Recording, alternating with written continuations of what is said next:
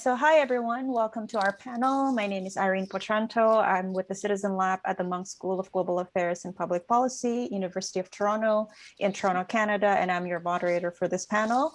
We have an exciting lineup of speakers joining us today who will discuss trends on LGBTIQ censorship in Southeast Asia. Today, we are joined by Nica Dumlao, a feminist activist based in Southeast Asia, Rebecca Nyuei with Hivos Foundation Indonesia, and Thilaga Sulathireh with Justice for Sisters and Queer Lapis in Malaysia. Welcome our panelists. So I will first begin by mentioning a few of the key findings from a recently released report written by the Citizen Lab, Outright Action International, and the Open Observatory of Network Interference, which actually became the title of this panel, No Access LGBTIQ Website Censorship in 6 countries around the world, which are Indonesia, Malaysia, Iran, Russia, Saudi Arabia, and the United Arab Emirates. Nica, Rebecca, and Thilaga all contributors to the report. Without them, this report and the panel would not have been possible. So thank you. And thank you as well to Outright Action International for hosting us as part of the Out Summit 2021. So some of the key findings of the reports are, first of all, that self-censorship by LGBTIQ individuals has become common, especially where punitive actions against LGBTIQ communities, such as arbitrary arrest and detention, are intensifying. In all of the 6 countries that we studied, LGBTIQ-related content may also be wrongly construed as pornography and therefore subject to laws outlawing such content. As a result, users have carefully avoided publishing or accessing information that may be construed as violating these laws in these 6 countries, which then contribute to self-censorship. Third is that online threats result in LGBTIQ activists having to continually educate themselves about new and safe methods to communicate online and circumvent censorship. As a result, activists must learn about how current and emerging technology could possibly help or harm them, which is difficult to do where access to information is already challenging, such as in remote or rural areas. And finally, government efforts to block access to online content, because this report, as I mentioned, discusses LGBTIQ website censorship in particular. So for censorship to happen online, it requires the support of private sector actors. And because private companies own and operate the many different parts of the internet, from physical infrastructure to social media platforms, their cooperation is required to implement online controls as mandated by governments. In both Saudi Arabia and the UAE, for example, internet service providers block websites using WireFilter, a company based in Riyadh, Saudi Arabia, while in the United Arab Emirates, internet service providers there use NetSweeper, which is a Canadian company based in Ontario.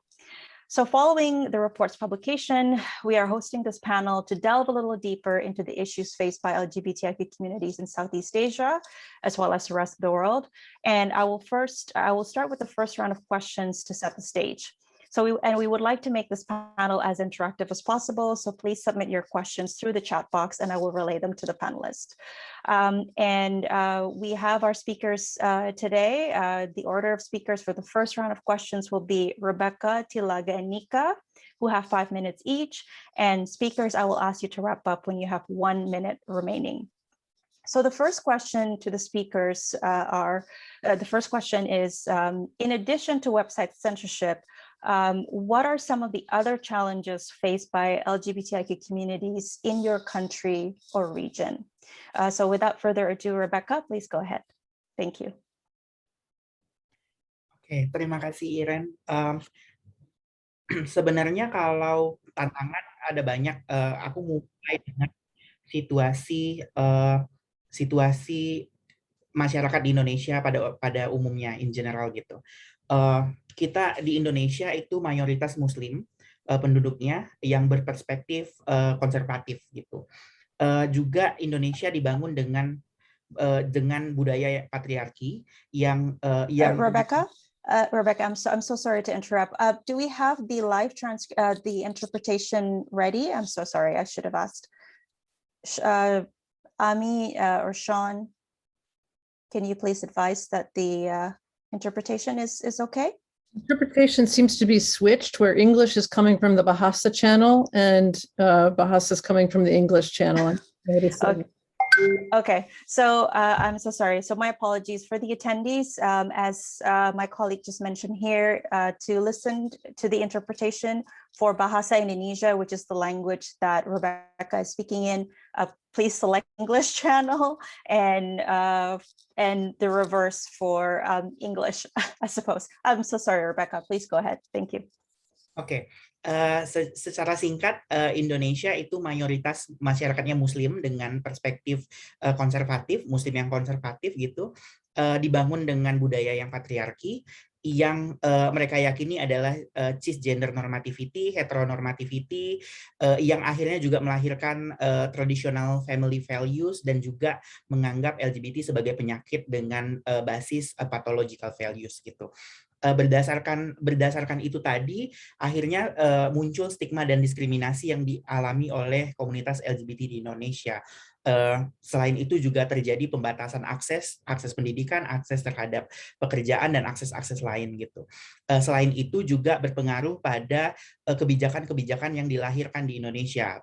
Kebijakan yang dilahirkan berbasis moral religious konservatif tadi dan juga pathological values tadi. Salah satu kebijakan yang akhirnya lahir dengan basis itu tadi adalah ada undang-undang pornografi gitu. Nah, di tahun 2016 Indonesia mengalami crackdown dampak dari disahkannya equal marriage di US. Kalau teman-teman masih ingat saat Love Wins viral, hashtag Love Wins viral di Indonesia terkena dampak gitu. Terjadi kekerasan jadi semakin meningkat, hate speech semakin banyak gitu, dan juga komunitas LGBT dianggap sedang melakukan proxy war dan mengancam ketahanan negara, mengancam keamanan nasional gitu. Nah, dengan situasi yang makin parah, ada banyak kebijakan baru yang lahir pada saat crackdown. Misalnya kebijakan terkait dengan censorship dan pembatasan gitu ya. Misalnya KPI, Komisi Penyiaran Indonesia, akhirnya mengeluarkan surat edaran tahun 2016 tentang tidak boleh orang-orang yang dikategorikan pria kewanita-wanitaan tampil di televisi, didefinisikan dalam 7 item, misalnya bermake up seperti perempuan, terus bergaya seperti perempuan, berbicara seperti perempuan, menggunakan pakaian perempuan, dan menggunakan istilah atau bahasa queer yang biasanya kita gunakan. Itu di-ban dari televisi dan di-ban juga di radio gitu. Undang-undang lain sebenarnya yang membahas tentang pembatasan konten di internet dan di media massa, sebenarnya kalau bisa dilihat ada 10, tapi aku cuma meng-highlight ada tiga kebijakan yang spesifik bersinggungan dengan komunitas LGBT gitu.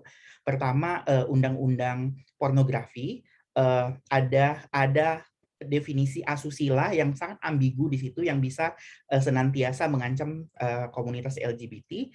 Lalu ada undang-undang ITE, informasi dan transaksi elektronik, yang mengatur tentang pendistribusian, produksi, dan penyebarluasan konten bernuansa pornografi, dan juga ada Permen Kominfo tahun nomor 19 tahun 2014 terkait dengan penanganan situs bermuatan negatif. Nah, situs bermuatan negatif, definisi negatif dalam peraturan menteri ini sangat ambigu dan sangat luas gitu. LGBT dimasukkan dalam kategori yang menyebarkan konten-konten bermakna negatif, sehingga website-website dan aplikasi yang bernuansa LGBT itu di-ban. Salah satunya misalnya ilga.org itu nggak bisa kita akses di sini, atau aplikasi kencan, Grindr itu juga tidak bisa diakses di Indonesia gitu.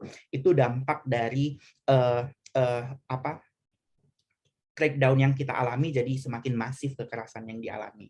Lalu dampak lanjutannya sebenarnya dari semua pembatasan itu, pertama ya pembatasan akses gitu. Kalau kita lihat tadi perspektif media dibangun dengan sangat tidak ramah dan sangat transfobik, kita tidak bisa mengcounter narasi-narasi yang homofobia, transfobia dari kelompok konservatif, karena memang akses informasi terkait dengan isu LGBT yang komprehensif itu tidak bisa kita akses di Indonesia gitu.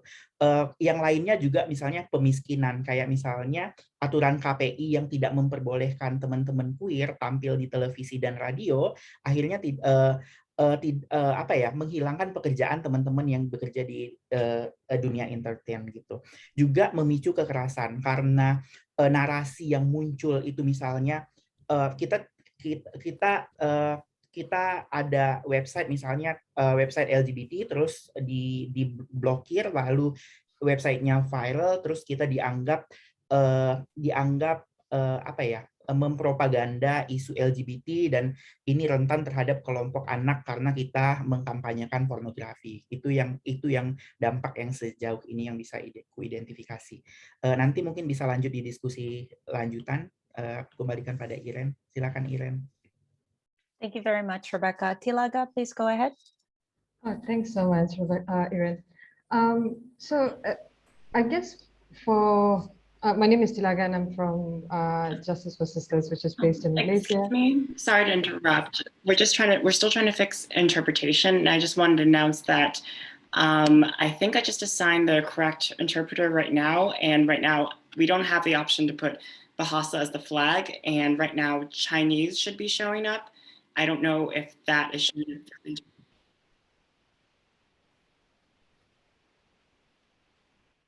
If you see the Chinese flag, hopefully, and go into that channel as an interpreter and interpret Bahasa in the Chinese flag, if that makes sense. Whereas anyone that wants to hear English, go to English. I know that's confusing, but that's kind of all we can do right now. Thank you, sis. Thank Thank you. you. Thilaga, please go ahead. Thanks so much, folks. So I guess I will be presenting maybe 4 challenges that we have identified. So the first challenge is, of course, the criminalization of LGBTQ persons in Malaysia, and as well as state policies and practices related to LGBT issues and persons. In Malaysia, there are many laws that criminalize LGBT people on the basis of sexual orientation, gender identity, gender expression, and consensual sexual acts at the federal and state levels. So at the state levels, they are state Sharia laws. As we know, while criminalization of LGBT people could be on consensual sexual acts, the effect of the laws go beyond that, right? And in a plural society, the criminalization under state Sharia laws extend to all queer persons, regardless of their religion, right? As it definitely has an impact on access to information, services, opportunities, among others. The criminalization of LGBTQ persons permeates structurally and systematically, as we see in many policies and regulations in Malaysia, that 1, expand existing discriminatory laws, and 2, support or introduce new or other forms of restrictions and regulation of queer people and our bodies and other related things, right? For example, as Rebecca mentioned, in Malaysia as well, that there is a censorship guideline that prohibit affectionate and sex scenes among people across all genders, and including LGBT persons. Specifically, similar to what Rebecca said earlier, it also prohibits depiction of transgender behavior and lifestyle. However, it is also important to note that there is a content guideline, there's a content code, a guide by the Multimedia Commission in Malaysia for service provider. And in this content code, we see that sexual orientation and gender is protected as grounds of discrimination.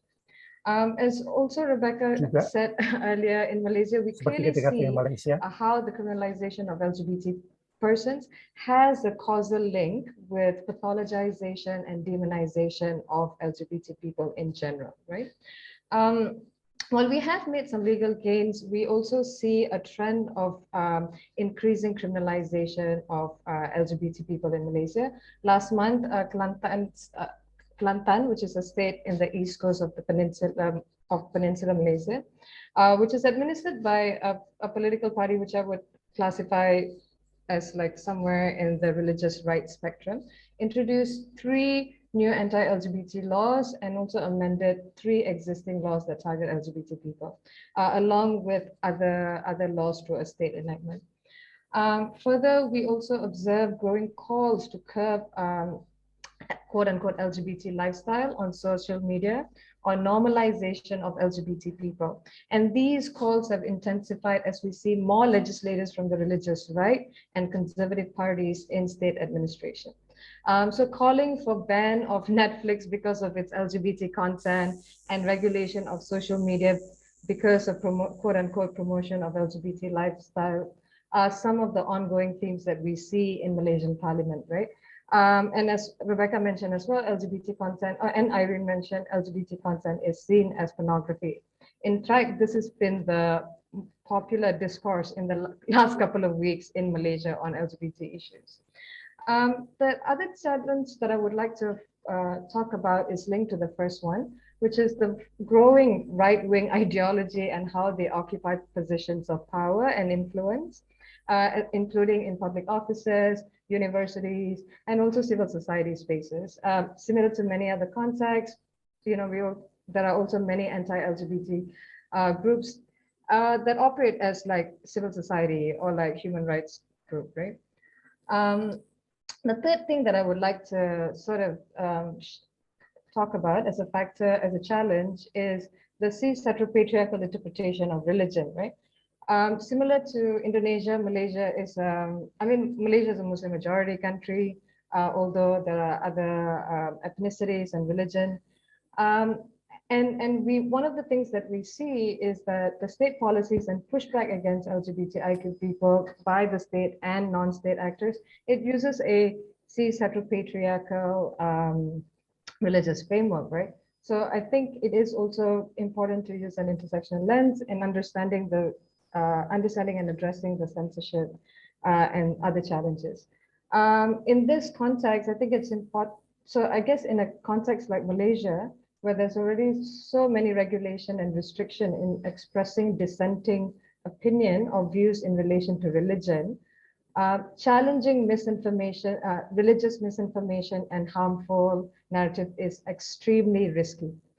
In some cases that we've documented, this has resulted in backlash from state and non-state actors, including termination, judicial harassment, and other things. The last one that I would like to just touch on is self-censorship among LGBT people. Through research and survey, we found high levels of self-censorship among LGBT people in Malaysia.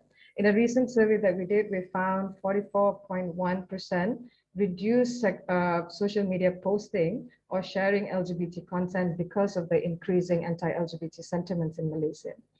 So similarly, we've also found through freedom of expression and gender identity research, we found that transphobic environment online coupled with increasing vulnerability to online gender-based violence impact the way in which people express themselves and also the platforms they did choose to express themselves. Self-regulation in terms of sharing of posts, photos, going live is also there due to fear of going viral, being doxxed, among other things. Folks also find it especially challenging to express themselves on social media on the following topics: religion, politics, and human rights. Often people are dismissed, and in a religious context in Malaysia, the notion of sin is used to condemn, correct, rehabilitate trans and LGBT people in general, right? And we also see that backlash is also often directed at family members and loved ones, causing a lot more stress on LGBT people and increasing minority stress among us, right? And I also want to end with this other point that the general clampdown of freedom of expression on human rights defenders and people through the Sedition Act, Communication and Multimedia Act, and other discriminatory laws in Malaysia also create a chilling effect on freedom of expression on LGBT people. These arbitrary arrests and prosecution of people has also made LGBT people in general a bit more cautious in expressing their views. That's all. Thank you so much. Thank you, Thilaga. Nica, please go ahead and feel free to talk about the Philippines specifically and Southeast Asia more generally. Thank you. Thank you. Hi, I'm Nica. I'm a feminist activist from the Philippines. I wear different hats. I'm also part of Campier, which is like a collective also here in the Philippines. And I've been working on digital rights in Southeast Asia for the past 10 years or more, I think. So yeah, I think one of the biggest challenges is really the governments in general in the Association for Southeast Asian Nations or ASEAN deny the existence of LGBTIQ people, and they try to assert that SOGI rights are of Western influence and not an inherent Asian value. So this is really very problematic as this translates on excluding LGBTIQ in policy development and programming in the region. While some LGBT allies in the ASEAN Intergovernmental Commission on Human Rights is actually trying very hard to include SOGI, it's still very challenging. So it's like, LGBTIQ is non-existent in the ASEAN, even though we know that we are here. Another is actually, I agree with, Thilaga. A lot of policymakers in the region are of conservative beliefs. And unfortunately, this impacts how LGBTs are being treated by the state and the general public. Apart from existing and proposed laws criminalizing same-sex relations in the region, these policymakers have delivered anti-LGBT remarks in public that can contribute to LGBT marginalization and stigmatization.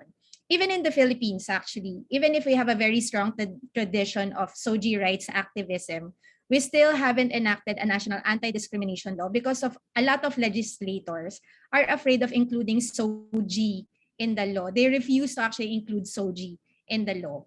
And we're going to have a national elections next year, and a number of presidential and vice presidential candidates have a history of delivering anti-women and anti-LGBT remarks.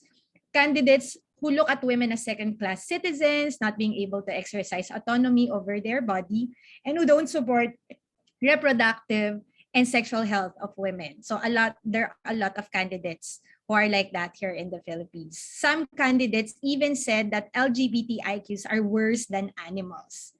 And if you were born a man, you can never be a woman.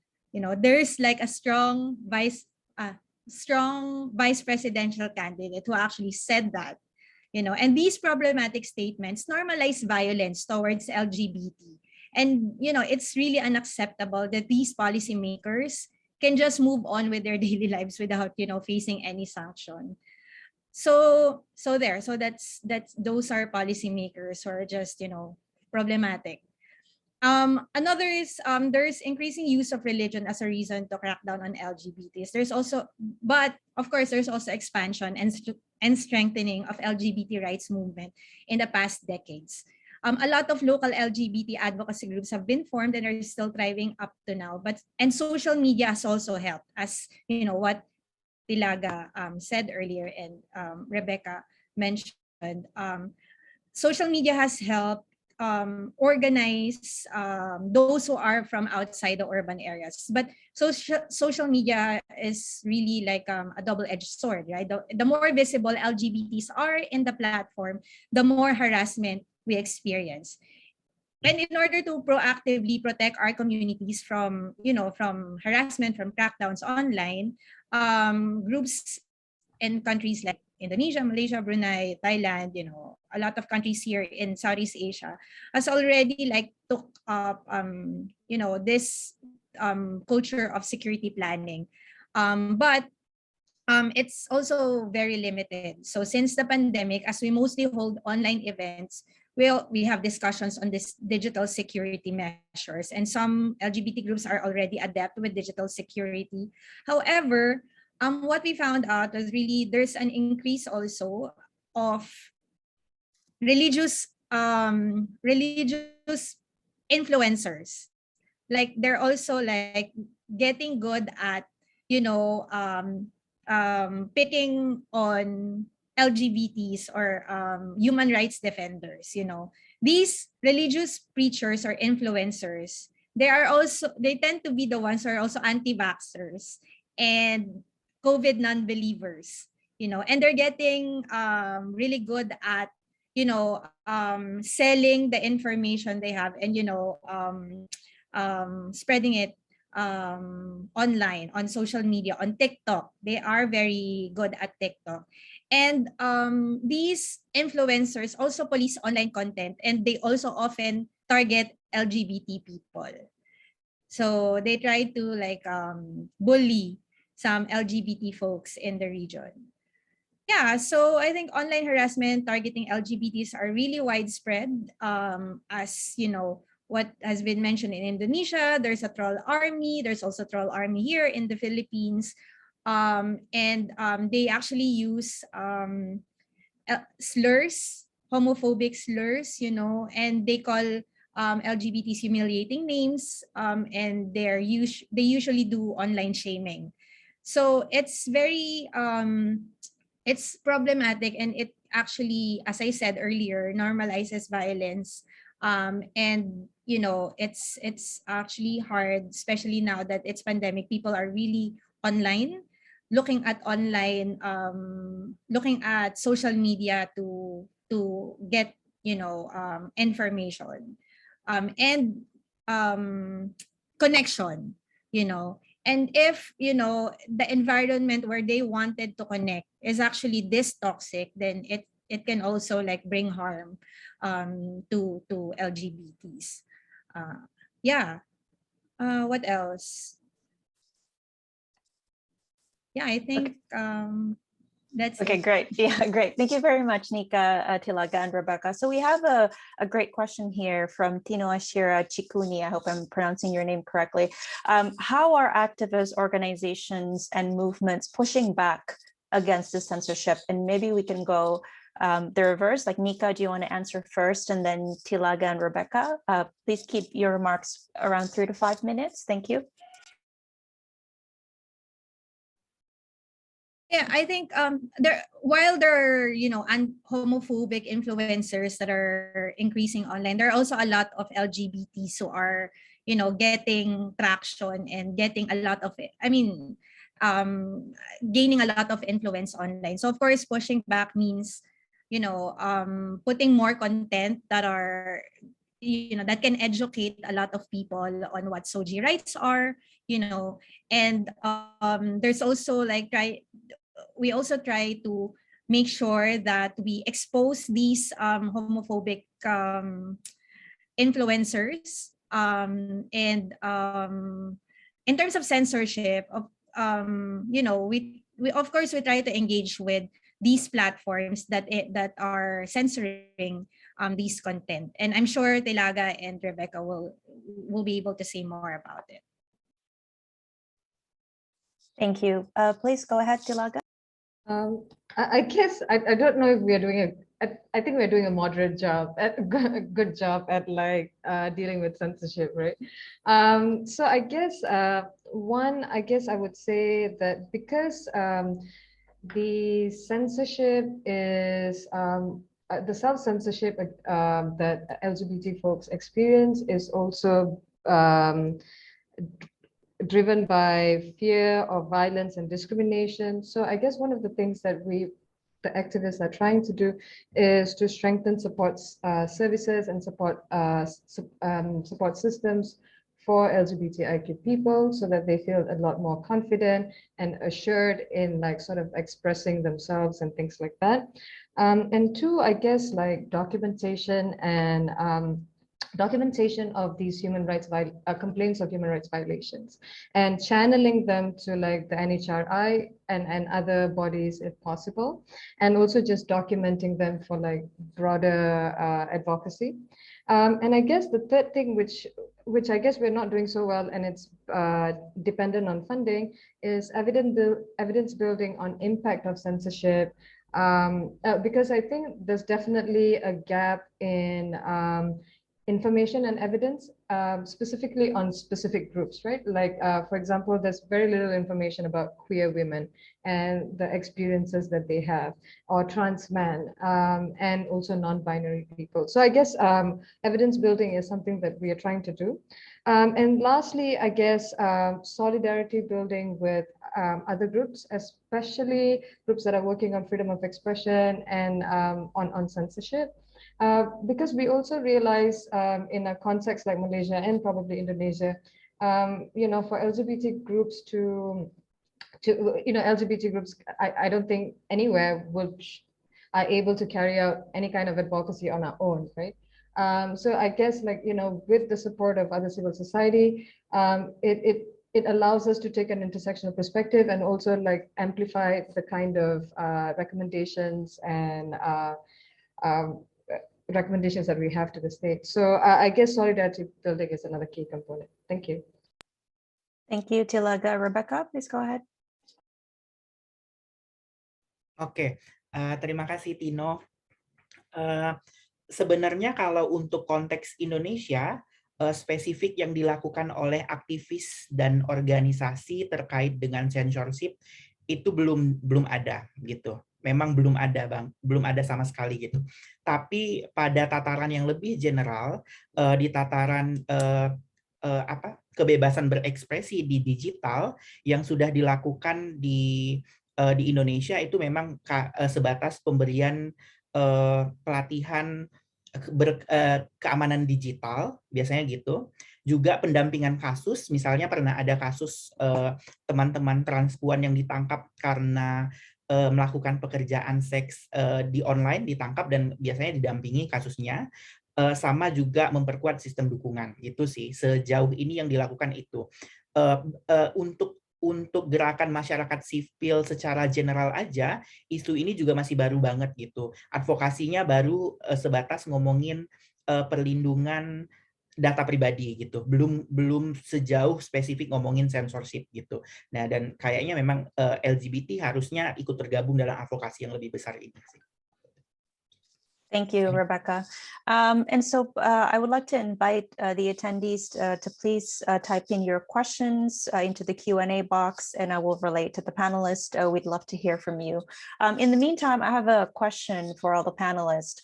So Thilaga, you mentioned about the importance of having evidence in order to continue conducting advocacy in this space regarding gender and cybersecurity, including issues of internet censorship. And obviously this report that we published called No Access is a first step towards compiling evidence in this regard with regard to the digital challenges that are faced by LGBTIQ communities in your respective countries and in Southeast Asia in general. So in your opinion, if we were to continue conducting research in this space, what types of evidence-based research is required? So this report documented website censorship in particular. So do you have any thoughts on other types of threats or challenges that LGBTIQ communities face online, and what kind of evidence-based research is needed in order to better document these challenges? Thank you. And maybe Rebecca, do you want to go first, and then Thilaga and Nica? Oke, terima kasih Irene. Kayaknya memang sejauh ini yang kita lihat adalah website-website yang sensor. Kita nggak ngelihat di penelitian masih sangat jarang melihat dampak lanjutan dari censorship itu gitu. Misalnya aja yang bisa kami petakan berdasarkan pengalaman.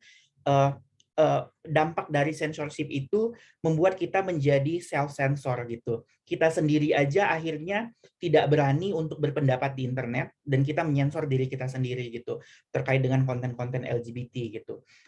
Lalu juga secara tidak sadar internalize homofobia, transfobia itu jadi makin masif terjadi gitu. Misalnya saja Grindr itu kan tidak bisa diakses di Indonesia gitu. Ketika orang teman-teman gay menggunakan Grindr, terus akses Grindr dengan VPN, itu mereka akan merasa bersalah, dan karena mereka mengakses aplikasi yang ilegal dianggap ilegal oleh pemerintah dan mereka akan merasa bersalah dan internalize homofobia makin masif terjadi di situ. Kayaknya data-data seperti itu yang harusnya dilihat lebih dalam gitu, dampak-dampak lanjutan dari censorship ini gitu. Itu sih. Thank you, Rebecca. Thilaga? I totally agree with Rebecca. In some of the surveys that we've done, we also find internalized homophobia, transphobia, LGBT phobia as a huge impact that is not, that maybe is not well documented. And also the other thing is the link between the censorship that we see and minority stress. I think definitely, through the survey that we did, we see high level of minority stress and discrimination as a result of self-censorship, anti-LGBT narratives, and calls to shut down spaces for LGBT people. And I agree with Rebecca that through research, a recent research that we did, we've also found different types of impact on LGBT people, from doxing to being catfished, being so many different things that we thought that we didn't think of before. So and also I guess in collecting evidence, I think there are some groups, as I mentioned earlier, that are more hidden and invisible. And as a result, their experiences are probably not as well documented. So I think surfacing the experiences of those who are more invisible would also be really, really useful. That's all. Thank you. Thank you, Thilaga. Nica? I think there's also, there are a lot of initiatives right now by tech platforms to look into misinformation and disinformation. So I guess what I want to see is actually for these tech platforms to also look at gender-based misinformation and disinformation and hate speech. So because these content I think should be also included in exposing exposing how toxic it is now on social media, on TikTok. TikTok is actually very big now in the Philippines. I'm sure it is also big in Indonesia and in Malaysia. So I think we have to look at new tech platforms such as that, and to also try to maximize the resources of these tech platforms, because they have enough resources, and they're actually earning from our content already. So they have to be able to actually give back and try to look to also help us build evidence and look at content that are targeted against LGBT. As I said, because these content actually normalize violence, and it's very harmful. I forgot to say earlier that most of the LGBTs now actually stay with families because of the lockdown, right? Because of the pandemic. So it's pretty harder actually to do LGBT activism, because there tend to be homophobic family members who they live with, right? So it's hard to look for connection in this day and age, and they look at social media for connection. And if they see these slurs, these content that look at LGBTs as second class, third class citizens, then what's gonna be the impact to these people? So there. Thank you, Nica. So all of you have highlighted the many challenges that are faced by LGBTIQ communities in your respective countries in Southeast Asia. So what do you think, if you can provide recommendations or action items on how the international community, on how our attendees in our panel today can help support LGBTIQ communities and advocacy in your countries or region, what would those be? So Nica, Thilaga, and Rebecca will go in that order. Please go ahead, Nica. Thank you, Irene. And before anything else, thank you, Rebecca and Thilaga. I'm really happy to sit in a panel with all of you. And Irene, thank you for organizing this panel, and Amy as well from Outright. So I think one of the things that we've been doing already, I think some of us are already doing this, and I hope that we strengthen it in the next, couple of years, to advocate for these multinational tech platforms to not give into censorship, to not give into censoring LGBTIQ people.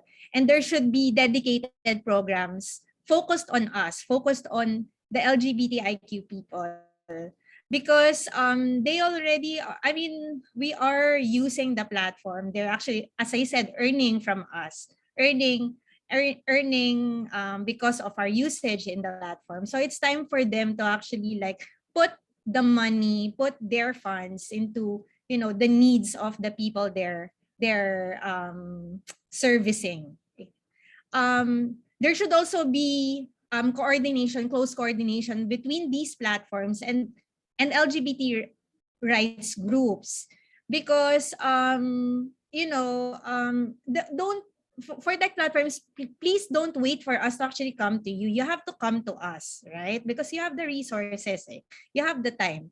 And the one thing that may need to happen is for them to understand the different, for me, step one, learn the language. Like, have people to know the language, because there are different languages in Southeast Asia. There are different homophobic slurs and remarks in each country in the ASEAN.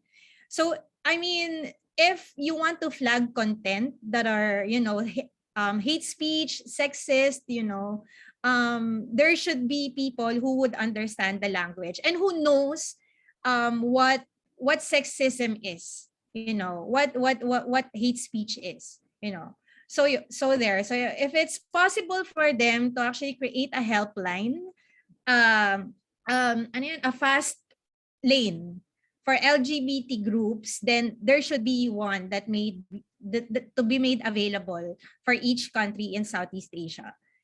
Not just, a Southeast Asian helpline. No, we want a helpline for each country. I think that's something that should be doable, because they have money. Like, they're earning a lot during the pandemic, right? And lastly, we should also, of course, demand governments, apart from tech platforms, we should demand governments who are engaged in censorship to not engage in censorship, to be more transparent in what they're doing on censorship, and to be clear on what they're censoring, to be clear on the guidelines on censorship. Like, what are they censoring? What are the words that they're censoring? Why are they censoring them? And hopefully these tech platforms that we're working with or coordinating with should actually also help us, or to be allies, to be our allies in, demanding the governments as well. Like, not give in to them, and advocate also for LGBT rights. There. Thank you. Thank you, Nica. Thilaga, please go ahead. Oh, okay. So I guess I have a few recommendations. The first one is evidence building, as I mentioned earlier, and also collective knowledge building, especially in addressing cis-hetero patriarchy in religion, misuse of religion, and freedom of religion. I guess, like, because these are all such huge issues that sort of have an impact on the way in which people see themselves and also interact in public spaces. And I guess the second one would be collective strategies in addressing the right-wing issues that we are facing right now, right? I think there needs to be conversation at all levels, at all sorts of pockets. And I guess it goes back to like this thing that we've been talking about, as how the left wing is completely disorganized and the right wing is completely organized, right? So maybe having collective discussions around this would be exciting.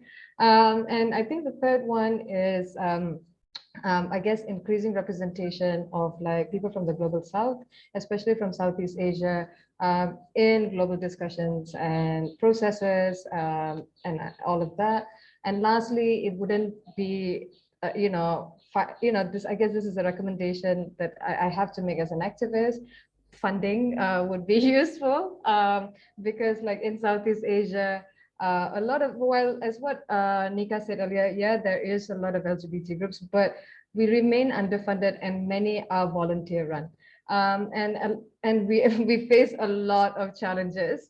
So, and a lot of times, I think there's a lot of struggle for like LGBT groups to be able to sustain the services and also sustain themselves. So I guess it would be useful to like also look at funding, and that's all. Thank you. Thank you, Thilaga. Rebecca, please go ahead. Oke, sebenarnya aku menyiapkan rekomendasi untuk pemerintah. Sayangnya pemerintahnya nggak ada, tapi aku bacain aja. Sebenarnya rekomendasi untuk pemerintah pertama untuk evaluasi dan revisi undang-undang pornografi, undang-undang ITE dan KPI, undang-undang kebijakan KPI tadi. Juga untuk meminta maaf pada komunitas LGBT, apa yang kekerasan yang sudah dilakukan harus dihentikan. Dan rekomendasi untuk masyarakat internasional sebenarnya akses terhadap resource seperti yang disampaikan Thilaga sama si Nica tadi untuk orang-orang di Southeast Asia gitu. Juga untuk komunitas, menurutku juga rekomendasi untuk komunitas LGBT sendiri, mulailah bergabung di advokasi perlindungan data pribadi, advokasi terhadap kebebasan berinternet gitu sih. Dan yang bisa kita lakukan sekarang mungkin sesimpel menggunakan pronouns di setiap akun meeting kita. Great, thank you, Rebecca.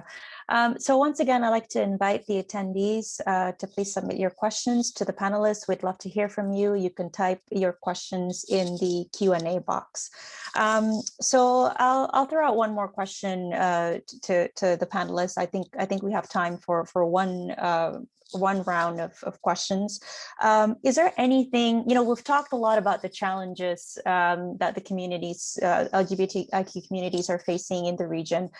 Is there any reason to be hopeful? Do you have anything that you're optimistic about in terms of all the advocacy efforts that you're doing, in terms of all the campaigning that different communities have been doing increasingly online, I suppose, particularly since the COVID-19 pandemic happened?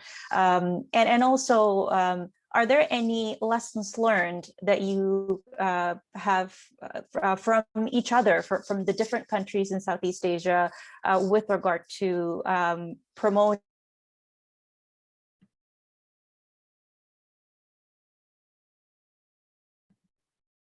Yeah. Irene hung up, no? Or can you still hear Irene? Thilaga? No? You can go ahead and answer her question. I think we know she was asking about what reason to be hopeful, and hopefully she'll rejoin. Yeah. Hi, I'm sorry. I think my internet connection is unstable. Can you hear me now? Yes. Okay, great. Sorry, so I was just saying, are there any lessons learned or anything that you feel hopeful about, given the many challenges that LGBTIQ communities are facing in Southeast Asia? So maybe Rebecca, you'd like to go first, followed by Thilaga and Nica.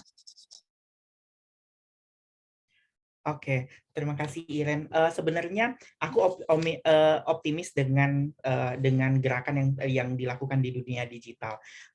Pembelajarannya misalnya baru-baru ini beberapa tahun terakhir ada kampanye namanya nama baik kampus. Ini terkait dengan kekerasan seksual yang terjadi di kampus-kampus di Indonesia. Dan akhirnya kemarin Menteri Pendidikan mengeluarkan peraturan terkait perlindungan korban dan penghapusan kekerasan seksual di dunia akademik gitu. Juga termasuk dengan misalnya hashtag yang digunakan terkait dengan reformasi di korupsi, terkait dengan revisi RKUHP di Indonesia kemarin itu juga cukup berhasil. Dan yang di Indonesia sendiri untuk komunitas LGBT sebenarnya selama pandemi donasi untuk komunitas LGBT yang terdampak pandemi itu sangat besar oleh silent majority, dan ini kayak semacam memberikan harapan baru pada komunitas LGBT bahwa dunia digital era itu sebenarnya ruang yang baru buat kita, ruang yang baru buat si lawan kita. Jadi kita harus maju lebih depan di situ gitu sih. Thank you, Rebecca. Thilaga, please go ahead. Thanks so much. I guess in answering this existential question, I guess I'm also somewhat hopeful. I mean, I am hopeful, fully hopeful, and optimistic that bigger change will come for like LGBT people in Malaysia, Indonesia, and Southeast Asia and everywhere. I guess I am excited and like hopeful to see how the LGBT movement is growing everywhere, not just in Malaysia, as what Nica has pointed out. And I think it's also really, really exciting to see the way in which the LGBT groups are addressing gaps, and also the way in which that we are organizing, the way that we are more intersectional, intergenerational, and we are constantly critical of like the things that we do, right? And building new cultures. So I think that is definitely very exciting. And the other thing is also like the way in which like LGBT groups are really innovative in like addressing issues of sustainability and providing support services for groups.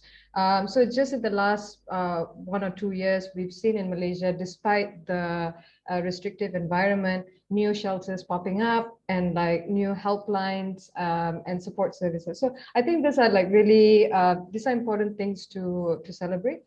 And also we have seen more and more LGBT folks who are coming out, right? And this is like completely different comparatively to like maybe 5 years ago or 10 years ago. So I think these are all things to be hopeful about. Thank you. Thank you, Thilaga. Nica, please go ahead. Yes, I'm very hopeful. I forgot to mention earlier that I'm also part of ASEAN Soji Caucus, which also has a session that is ongoing now in the Out Summit. And I'm really happy that, you know, a lot of Southeast Asian organizations are actually popping up, organizing international sessions such as this, right? So it's very nice. It's makes us really hopeful, and it makes us like really, it provides space for us to actually move and to see, to surface a lot of things that are happening in the region. I'm also like hopeful because we see a lot of local LGBT focused sites, or you know, that are going mainstream. Like for example, Thilaga is part of Peer Lapis. We've seen also a lot of like local news sites, local LGBT sites in Indonesia, Instagram accounts that has like a huge following, you know, that's very open on LGBT, on feminism, and it's great to actually like see a lot of like young people following these accounts. So that makes us hopeful. And there are also a lot of mainstream media organizations covering LGBT specific issues. So for example, here in the Philippines, like Rappler and other mainstream media organizations, they try to actually like dedicate dedicate some of their articles to, for example, if it's Pride Month, then they will be making sure that a lot of their content are going to be focused on that. So that's actually nice, and that mainstream the issue that we're really are fighting for. Thank you, Nica. And so because we're approaching the end of our panel time at the moment, so I would like to give each panelist an opportunity to give closing remarks. Anything you'd like to add beyond what you've already said, or if you have a message for our attendees and those who will be watching this recorded session, please feel free to do so. So maybe we'll go Thilaga, Nica, and Rebecca. Please go ahead, Thilaga. Thank you so much for the space and opportunity to to be part of this conversation. And I guess just building on the recommendations that we've all made, I guess moving forward, we would like to see more discussions, or like, I guess more discussions and more strategizing among all of us, right? To sort of address the challenges that we are facing. That's all. Thank you. Thank you. Nica, please go ahead. I agree with Thilaga, like more sessions, more strategizing, more research reports, etc., focusing on this issue. We already admit that we don't really see a lot of these types of reports, and we're hoping that those who are actually funding LGBTs or funding freedom of expression work should actually be able to like look into LGBT specific issues and specific issues in Southeast Asia. So there. Thank you, Nica. Rebecca, please go ahead. Oke, sebenarnya internet adalah platform yang unik, namun kadang-kadang memang kita memberikan porsi besar pada berfokus pada tantangan gitu dan mengabaikan peluang yang ada gitu. Walaupun di Indonesia hampir lebih dari 1 juta website diblokir, tapi akan kalah dengan 1 PVN. Itu aja sih. Terima kasih. That's really great. Thank you, Rebecca. Now we're at the end of our panel. I would like to thank our panelists today. And I'm sorry I'm camera off because apparently my internet is very unstable. So thank you to Rebecca with Hivos Foundation Indonesia. Thank you to Nica Dumlao. And thank you to Thilaga Sulathireh with Justice for Sisters and Clear Lapis. And thank you to all of you attendees for joining us today. And thank you as well to Outright for hosting us at the Out Summit, and the interpreters who did a fantastic job interpreting the session. So thank you again to all of you. Have a great day, have a great evening wherever you are. And I would just like to say that following a 15-minute break, there are other Out Summit sessions that you can join. One is called The Advocate Model in Asia, and another one is called Ending Gender-Based Violence Against LGBTIQ People in Asia. So I hope you tune in to those sessions. Thank you again. Goodbye, all.